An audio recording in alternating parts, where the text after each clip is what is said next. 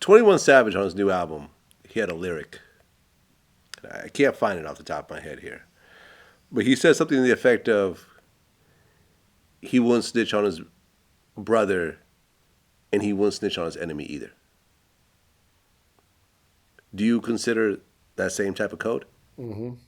I'm not snitching on nobody. So your worst enemy, you will give that person the same pass that you would your closest friend. It's not even a pass. It's just I'm not helping the police do shit. Mm. It's not the person that I'm not telling on. It's this I'm not telling. Hmm. I'm not telling. I don't got no information to share. None. I was in a situation like that before I came home. I got a dirty test. And, I had to holler at the yard cop to see if he would be, cool enough to hide my shit until my parole date came up and I could slide out without Okay. having to answer to the dirty test. So the dirty, what, you tested positive for weed or something? Weed. Okay, so you're Yeah. smoking weed in prison Every day. every day. Yeah, Okay. every day.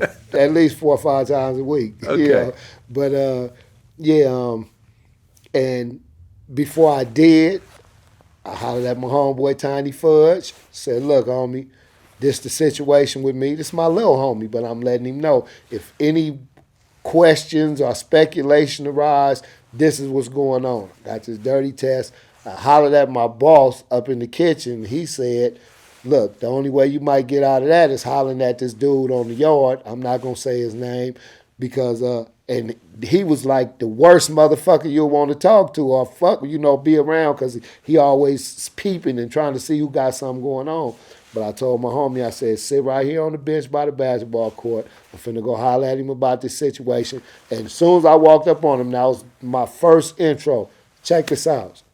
I got a situation. I was told to holler at you, but I don't have no information for you in return. And this is a CEO that you're talking about? Yes, a CEO. Okay. That's a CEO.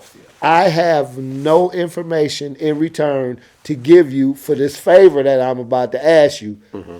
So you can just either tell me to beat it right now or what's the situation. And he actually looked out for me. He actually looked out for me because I know I was dirty. And they caught me like a couple weeks right before I was going home with a So test. you wouldn't have gone home? Nah, I could have got another 90 days or something like that.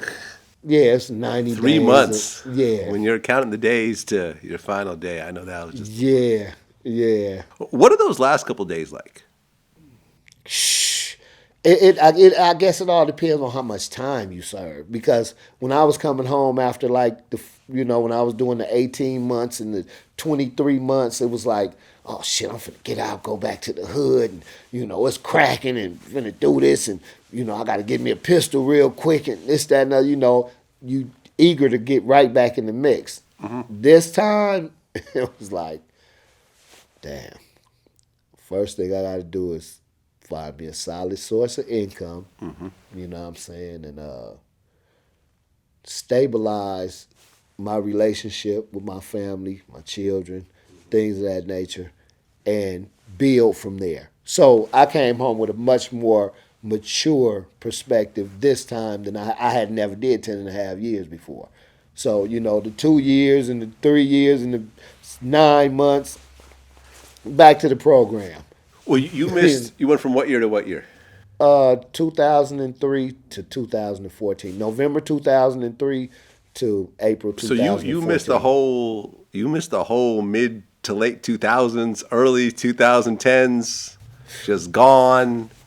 All that shit that happened is... All of it. It passed by me while I was in the bird cage. You were in a unique position because you could get out and you could do shows, you could sell features. You actually had a legal source of income because of the work you put in before. True.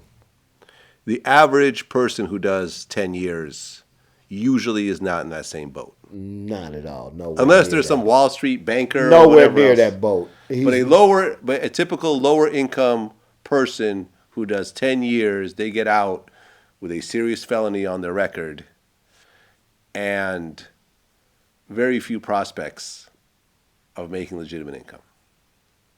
How many people have you seen that get out and play the straight and narrow as opposed to just go back in? Most now.